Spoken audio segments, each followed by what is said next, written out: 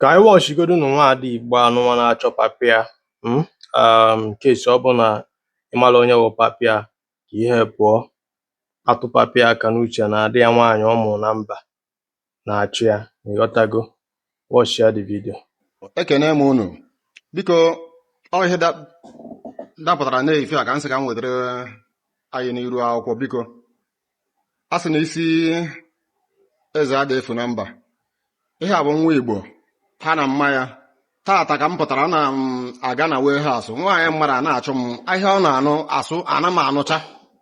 Ọ bịa na-agwa kpọọ m sikpuo ozugbo o kwuru Igbo m nye attention si ya kwara problem. Ọ naghị asụcha Portuguese ọfụma.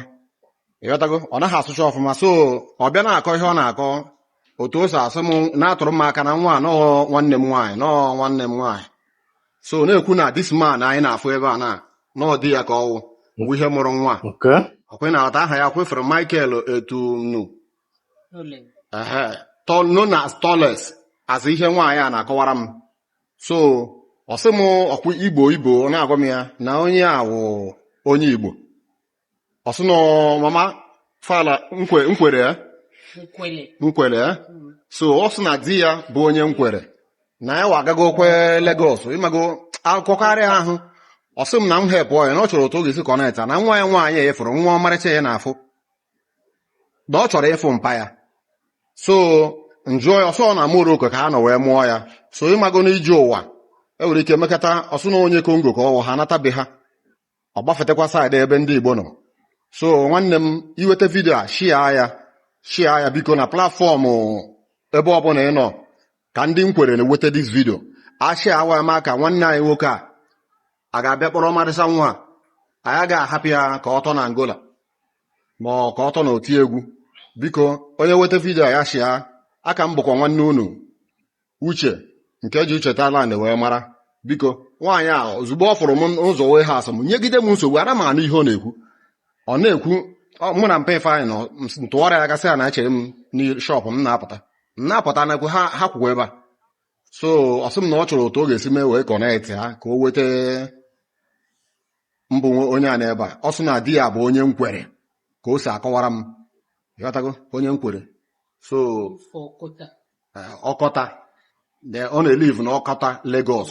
So biko onye weta vidio a ihe ọma unu ga-eme mụ echi a ihe a fon nọmba mụnwa dị ebe a bikos ntị fon nọmba nwaanyị a kịta ọ nweghị ihe ọ na-anụ. Ọsọ mbọdị ka m kpọrọ sị na ọ na-anụ Lingala onye ahụ na-akọwaziri m ihe a na-ekwu. So wee sị na mma ha agba nkịtị ihe a dị umeanị ọ ya wee ihe mụtara ọmarịcha sị na ọ chọrọ ịfụ mpa ya. Ọ na-ekwu nna aka ọ kọrọ m na shọpụ metụ m n'obi nsị na m ga-ashị ya vidio a. Biko iweta shia ya eni platfọm ị nọ ọntị nwoke be anyị a eweta nwa ya. Ịghọtago? Ọ na-emetụ m n'obi. Amụrụ m nke m mụrụ na nsogbu ụwa na Thailand. Ọ mekwa otu a m nweta nwa m ma alaiki ya. Ịghọtago? Ọ wụghị a ga-ekwu ebe te onye fụrụ ya shia ọ ga-adịrị na anyị na mma nke onye na-emechi ụgọzi ya n'ụbọchị nke taata. Biko help m share vidio. Thank you ụmụ Igbo. Okay, ụmụnne m na-anụgo ife this our brother kwuru ịfụ na nwa anụnwa bụ onye Igbo mụrụ ya according to this our brother na ọ na-achọzi papa ya achọ. Ọ bụ n'oge m mee vidio wee na-agwa ndị be anyị ọ bụrụ na ị mụrụ nwa n'ụzọ ịnọkọta jukenes because nwa afọ nwere ike na-achọ gị but you will not know. Ọ bụkwa that na ibidogo with ezinụlọ gị na be anyị and na ị na-ibe iji adọji because nwunye gị eme mmalụ kọwalụ nwaanyị ị na-anụ. Ịghọtago na ijikwa nwa ebe dị etu a o nwere ike ịghọtago ọ ghọtagoduli etu ọ ga-aghọta ya echi because ihe a bụ jọni gị.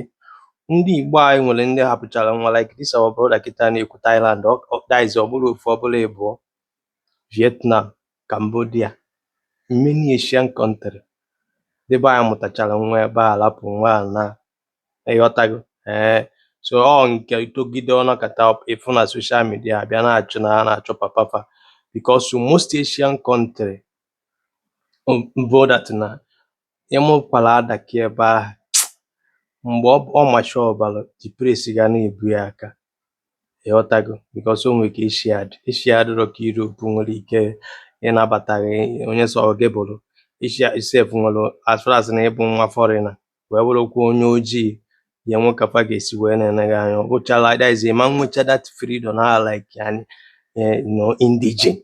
Do you understand what I'm saying? Ọ bụkwa na ya achụ gị achụ, but onye enwe limitation ebe ị nọ. Ọ bụla ife niile ka a ga-ekwe gị ka ime. Ịghọtago? So ị bụrụ nwa afọ Igbo bụ that na journey gị na o nwere ebe ị drọpụrụ ịnọkọta put call jụọ ese maka nwa gị a nwere ike kịta ebe ọ na-achọgharị gị because of situation ka ife si wee dị. Mana ị nwere ike iburu gị azụ anụ ka ịkpacha gị ike ganatazie ebe anyị maọbụ iloketigo na another country. So ụmụnne m, ife ị ga-eme bụ share this video ka ama na ọ ga-erute this onye mụtara nwa ọmarịcha nwaanyị a aka. Na-eweta gị nnukwu na asị na obi na ọkọta dị n'onye nkwere. Kenekwenụ m unu ka onye na-eme dị mma ya jisie ike. Ọ mmụ onye tụ n'okwu ka o ji a n'aka. Ka emesịa.